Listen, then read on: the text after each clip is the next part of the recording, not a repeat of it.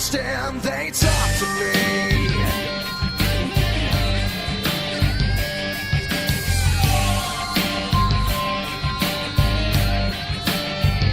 You got your rules and your religion, all designed to keep you safe. But when rules start getting broken, you start questioning your faith. I have a voice that is my savior, hates to love and loves to hate.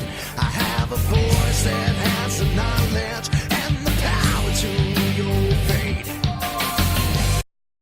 Hello and welcome to a 2-in-1 edition of the WWE Wrestling Talk Show with Reese Rock Jones and Sean Grundy Smith, and this is our first part of our show. We will give you our reactions to NXT Takeover 25.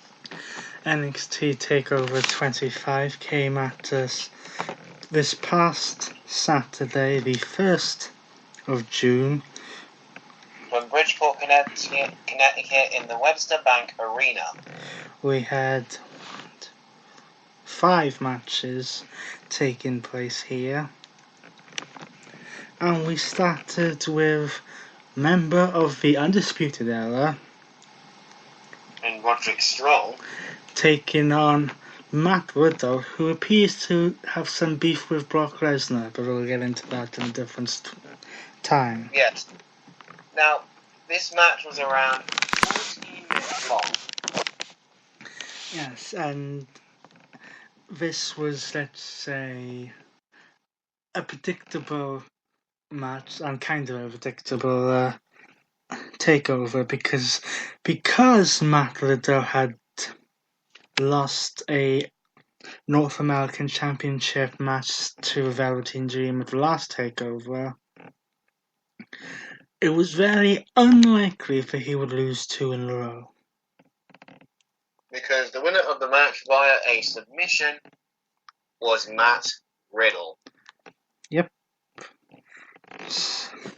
Which moves on to a second match. Our second match was a ladder match, not to be confused with Money in the Bank. And it is for the vacant NXT Tag Team titles because the War Raiders gave up their titles on an episode of NXT as they are now part of the main roster. Don't you mean the Viking Experience? Or whatever they're called. That would be the Viking Raiders. So yes, this was a fatal 4-way ladder match with Oney Lorcan and Danny Buss taking on the Forgotten Sons of Wesley Blake and Steve Cutler, taking on the team of the Street Profits in Angelo Dawkins and Montez Ford, and the other 2 members of the Undisputed Era in Kyle O'Reilly and Bobby Fish. And the other member of the Undisputed Era would be in action later that night. Yes, the leader.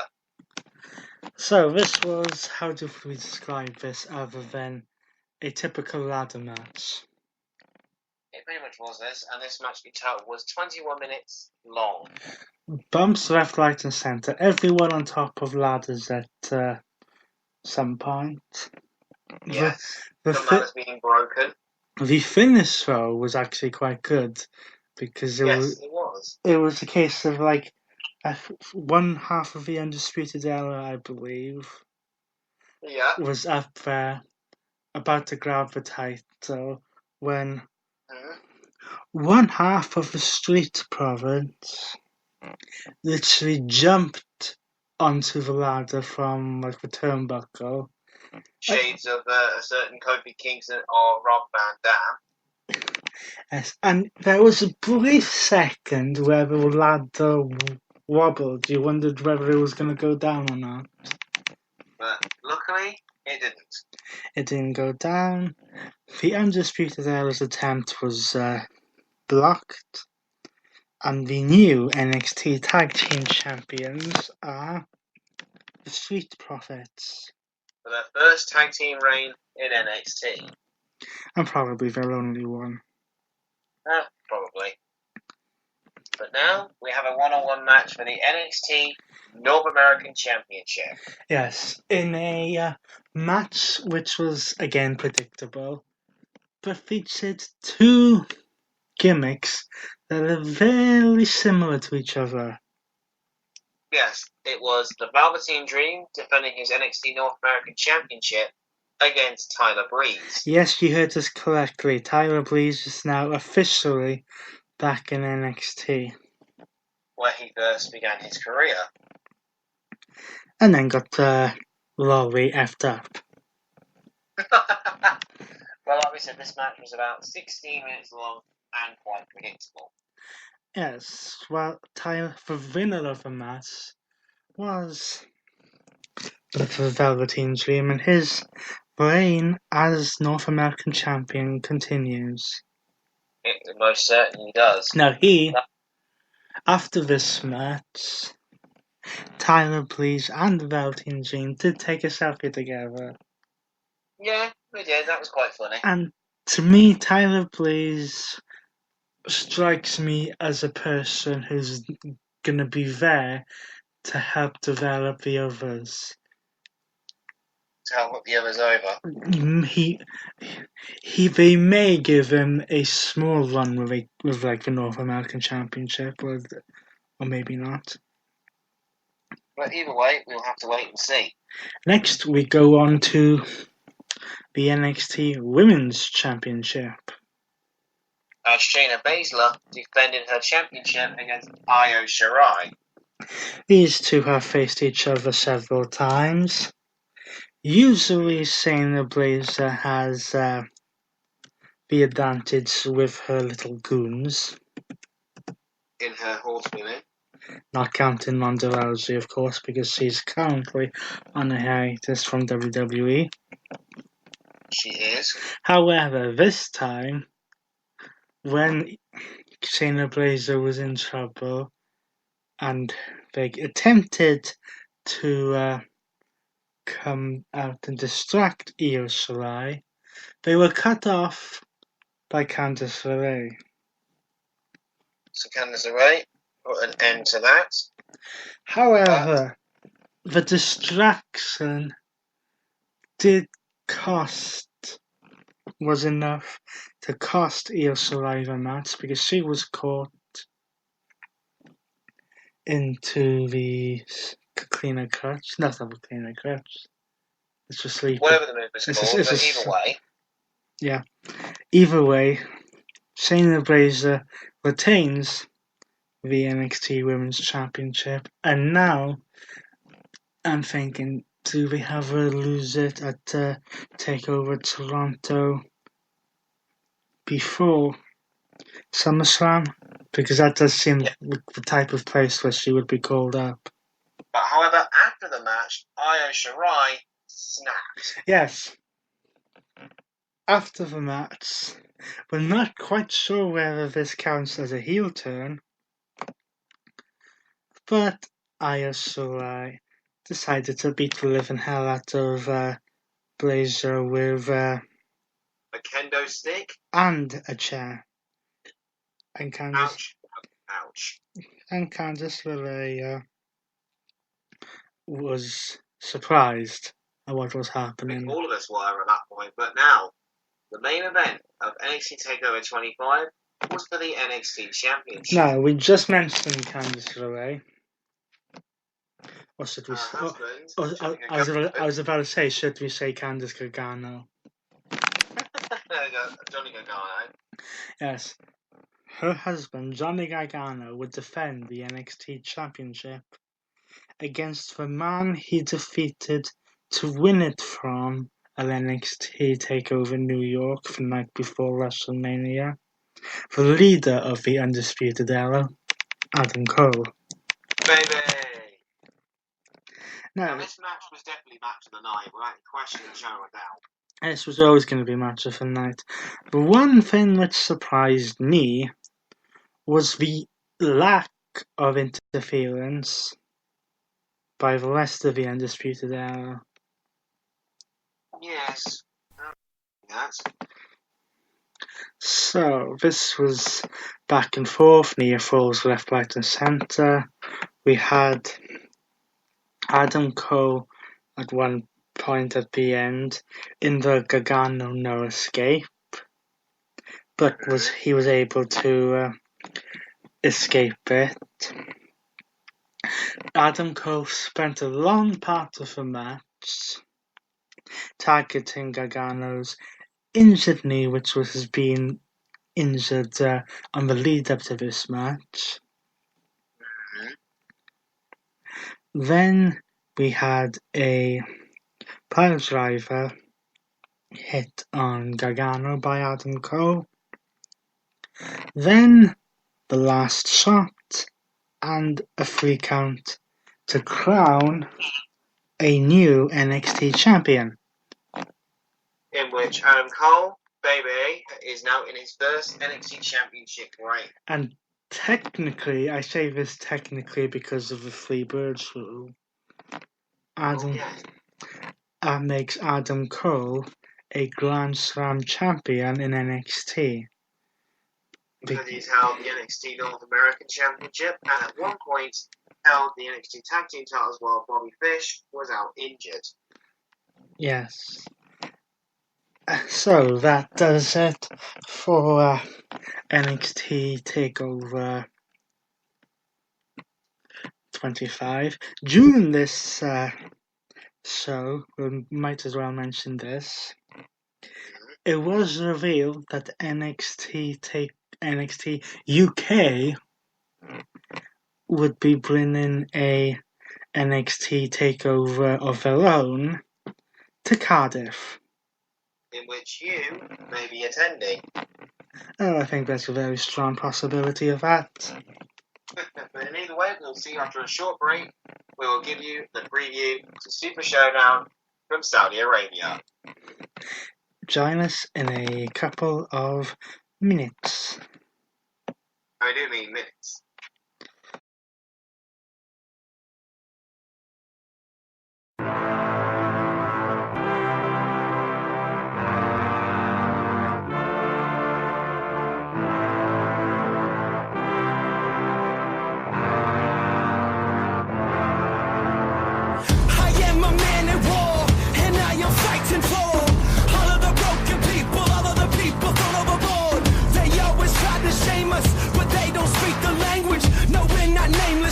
Faceless, we were born for greatness. Somebody sound the alarm. A fire was set in the dark. It's time that you know. No, we're not nameless, we're not faceless. We were born for greatness. It doesn't matter if the world is grown mad. If we just hold on, if we just hold on, yeah. The sky is falling and the world is gone mad. And we sing our songs and we just hold on, yeah. So if you're running, stop running. One life, one chance, start living. Sing it louder just to let the world know. No, we're not nameless, we're not faceless. We were born for greatness. We're not nameless, we're not faceless. We were born for greatness. We're not nameless, we're not faceless. We were born for greatness. They say that I'm reckless because I'm relentless. They spit on my face and crush on my name and taking my life in vengeance. Yeah, you could try and blame us and try and take what's sacred, but we're not nameless, we're not faceless. We were born for greatness. Somebody sound the alarm. A fire was set in the dark. It's time that you know. No, we're not nameless, we're not faceless. We were born for greatness. It doesn't matter if the world is gone mad. If we just hold on, if we just hold on, yeah. The sky is falling and the world is gone mad. And we sing our songs and we just hold on, yeah. So if you're running, stop running. One life, one chance, start living. Sing it louder just to let the world know. No, we're not nameless, we're not faceless. We were born for greatness. We're not nameless, we're not faceless. We were born for greatness. No, we're not nameless, we're not faceless. We were born for greatness. Somebody sound the alarm. It's time that you know. It doesn't matter if the world is gone mad. If we just hold on, if we just hold on, yeah. Sing it louder just to let the world know. No, we're not nameless, we're not faceless. We were born for greatness. No, we're not nameless, we're not faceless. We were born for greatness. No, we're not nameless, we're not faceless. We were born for greatness.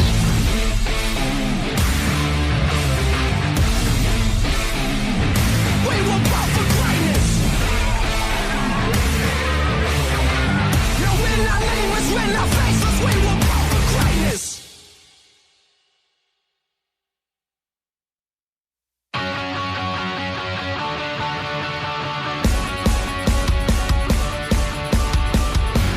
Red alert, John, shine a light down on the front lines of my mind now.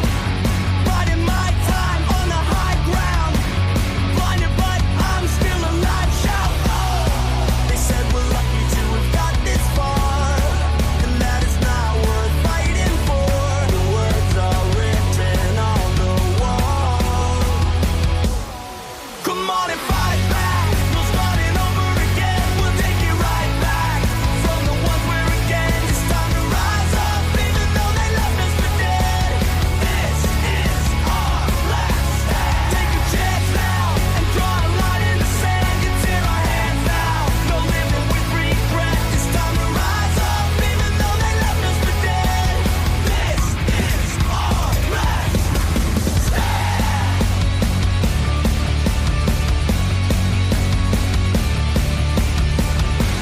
Treading what's right on my heels. Sweat on my skin, pins and needles.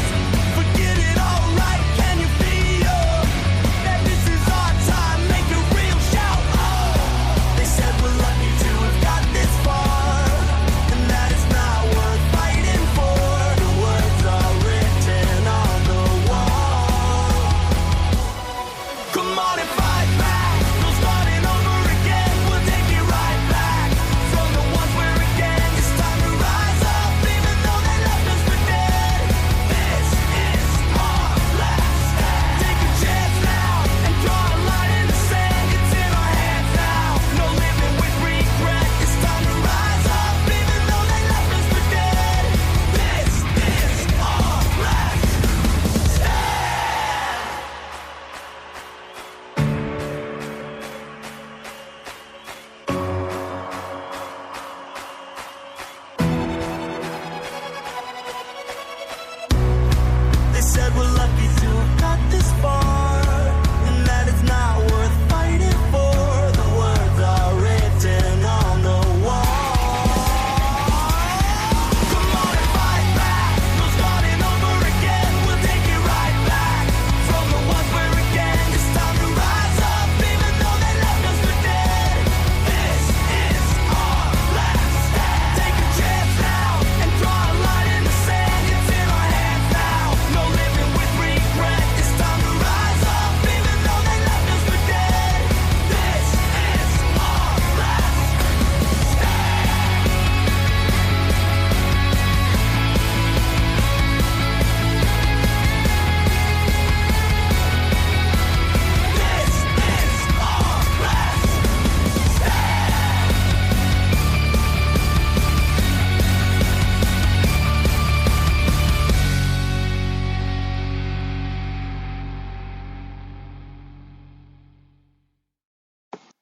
And we are back with part 2 of this show, which revolves around WWE Super Showdown. Now, before this actually starts, I am going to say that I will do my best not to get caught up in the controversy of this taking place in Saudi Arabia and whether WWE should be doing business there. Yes, we'll try not to get involved in any of that. We'll run you through the match as best we can. Yes. So, Super Showdown, like the Greatest Royal Rumble, comes at us from the King Abdullah International Stadium in Jeddah, Saudi Arabia. Exactly the same arena as the Greatest Royal Rumble was this time last year. And the Greatest Royal Rumble moment with Titus Slip O'Neil. But anyway, we'll start you with our pre-show match, which has just been announced today. Yes, on the pre-show, the Usos in Jimmy and Jay will take on the Revival in Scott Dawson and Das Wilder, who appear to have aligned themselves with Shane McMahon. Well, Shane's going to need all the help he can get, and we'll get into that in a moment. Yes, but who do we see winning this match? Going over it quickly. I'm leaning towards the Usos. Same here. But now, onto the main match card. The main match card has 9 matches. And the first one is I say 9 matches, just technically 8. In a match and rivalry, friendship, and association, which is 16 plus years in the making in the company, Triple H will go one-on-one with former Evolution and Authority buddy Randy Orton. Yes, I will be taking on Triple H, and it got very personal this past week on Monday Night Raw. I wouldn't say it got personal. They just basically both came down to the ring and said, blah, blah, blah, but we're not going to say what's going to happen because we all know the history. Yep, moving to but now is a match that me and Reese the Rock can't decide how this is going to work. We all remember last year, the Greatest Royal Rumble was a 50-man Royal Rumble match. The biggest that's ever been done in WWE. Now they want to do a 50-man Battle Royal. Now, I cannot for the life of me see how they're going to fit 50 superstars in one ring at the same time. They may have to do like a draw system or give it similar style rules to the Royal Rumble. However, this Battle Royal does present a unique opportunity for a certain championship belt. The 24/7 championship, and news has just come in that R-Truth has lost his 24/7 championship to Jinder Mahal on an airport runway. What? When did that happen? When the hell did that happen? Just a few minutes ago. But yes, Jinder Mahal has now regained the 24/7 championship. That's a story for another time. But as we said, the 24/7 title could be used in that match to a very convenient effect. Yes, so far this has been done very entertainingly. However, you do have to question: is this a good thing? Because the Hardcore Championship had a 24/7 rule on it, and something like that only lasted a year or so with WWE, because you've got to think at something like this, how many times can you think of different ways to change the title in creative ways? Like, for example, Jinder Mahal won it a week ago on a golf course. R-Truth won it back. Then Elias won it on SmackDown. R-Truth would win it back underneath the ring. And now Jinder Mahal would win back the 24/7 championship on an airport runway. This is very creative, but like I say, can it last? And with this Battle Royal, you could see 100 different title changes or so. And interesting thing about this Battle Royal as well, no participants have been confirmed yet, or at least announced. But we have a little bit of yes. We'll move on now to a match that should have been done years ago when these athletes were younger. Yes, this match, I want to say I'll enjoy it, and to a certain degree I probably will, but it should have been done years ago. It's WWE Hall of Famer, an icon of WCW, Goldberg, in his first match since losing to Brock Lesnar at WrestleMania 33, will take on the legendary phenom of WWE, The Undertaker. Now, when these athletes were younger, this would have been like we said, would have been a fantastic match. But now they're in their 50s, we're not so sure. I think it could still be a good match, possibly, but not to the extent it could be. Very true. So here, I am torn. Same. Because I would normally say that there is absolutely no way that they would have a WCW guy come in and beat the leader of a locker room for so many years. Very true. So we could see the Undertaker winning this match. I could see Goldberg winning, and I could see Undertaker winning. But our next match is between the Monster Among Men, Braun Strowman, and Bobby Lashley. Now, last time they were in Jeddah, Saudi Arabia, Braun Strowman was winning the Greatest Royal Rumble. Lashley, meanwhile, not so much. Yes, and whilst his fortune did slightly improve when he was given a mouthpiece, who should not be named anymore because he's no longer with the company. Always that is the rumour.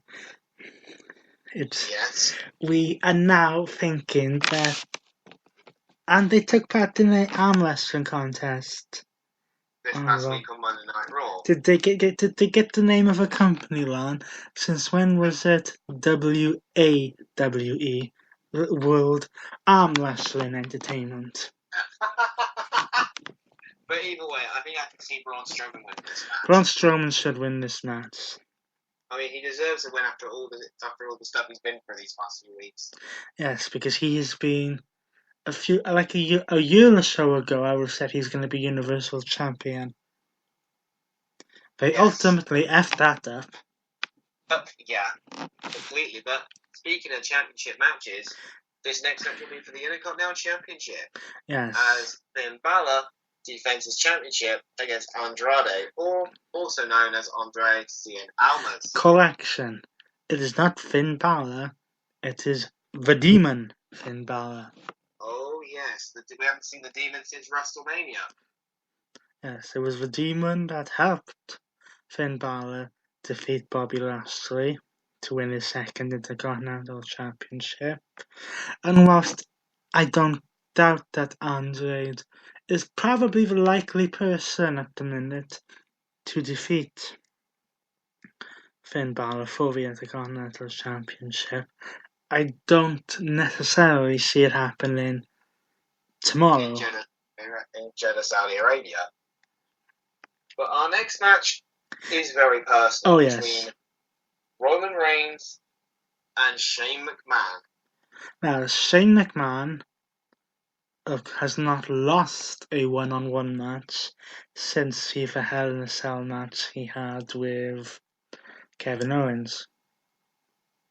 But Roman Reigns, meanwhile, is all over the place. But let's go back. This time last year, well, not 6 months ago actually, at a certain event called Crown Jewel, Shane McMahon was awarded the Best in the World trophy. And now he tries to ram that down everybody's throats every time he comes out to the ring. Yes, then he would be co-best in the world with The Miz. They would win the SmackDown Tag Team titles. Up until Fastlane. And then he would turn on The Miz. They would have a match at WrestleMania in which Shane McMahon got lucky. And won at WrestleMania. Another match at Money in the Bank in which Shane McMahon literally fell out of his clothes. And got lucky again and won. Yes. But now, after Roman Reigns decided to Superman punch Vince McMahon, because we all know that also goes SmackDown brilliantly well. Yes, considering Reigns has done it in the past. Shane McMahon seems to have turned his attention to Roman Reigns. He also aligned himself with Elias, Drew McIntyre, and to a certain degree the Revival. Taking advantage of the wild card rule. You mean the stupid rule they came up with so that they could justify superstars jumping between brands? They didn't even need to name it. Big deal. So, our next match. But this got even more personal when Shane McMahon decided to jab at the Samoan heritage of Roman Reigns, aka the Usos, The Rock, Nia Jax, and Alpha and Sigma, all Samoans, etc. So it is definitely getting very, very personal. I personally want to see Shane McMahon get his ass kicked. Same, me too.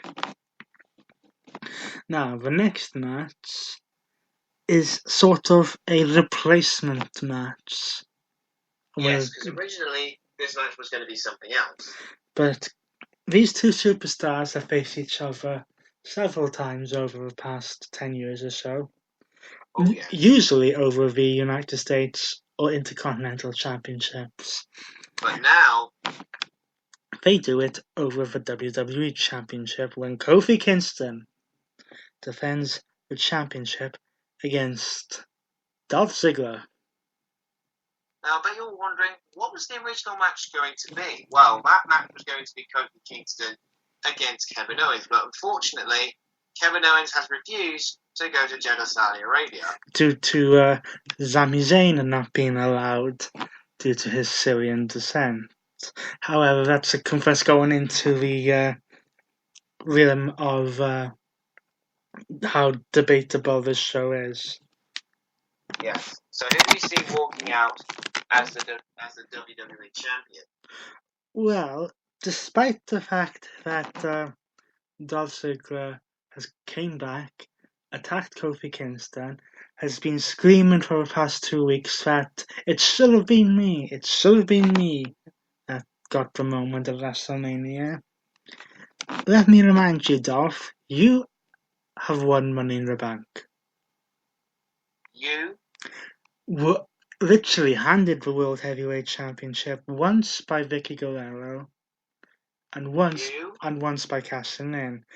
You walked away when you placed the United States Championship in the ring and walked away in December of 2017.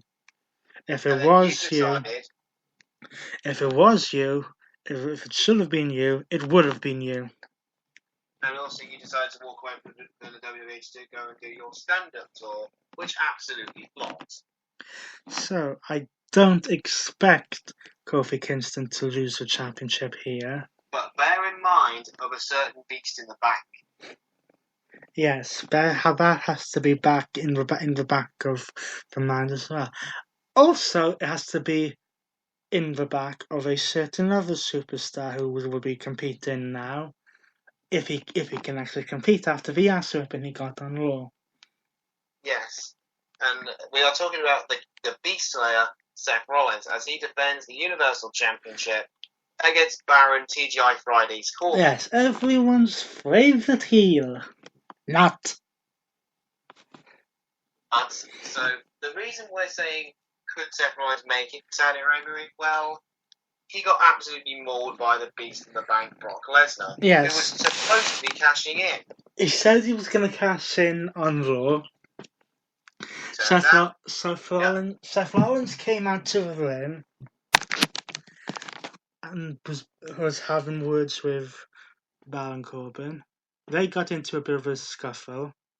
Lesnar's music hit. Distraction. End of days. Then Lesnar decided to get a little bit of payback after the low blow at WrestleMania. And low shot Seth Rollins. And then came out Jez, the boombox, the briefcase. Suplexes. F5 on the outside. Like he did at WrestleMania before the match actually started. So much so that Seth Rollins couldn't even walk out of the arena. He had to be stretchered out of the arena into the back of an ambulance, helped by his new girlfriend, Becky Lynch. You mean Becky One Belt? Or the man, whatever you want to call her. Yeah, so this is going to play into two of several situations, because when it gets to that match, they're probably going to do something where Baron Corbin comes out smirking, thinking he's going to be awarded the title because Seth Rollins can't compete. Seth Rollins is then going to come out and surprise him. No competing. And surprise him. Or they could even turn this into a triple threat match and have Brock Lesnar cash in during or before the match actually starts. Or he could cash in like Seth Rollins did at WrestleMania. But now this next match is not just a match. This match will be a funeral and a massacre. Yes, Undertaker, once you're finished with Goldberg, you have a little bit of business to do.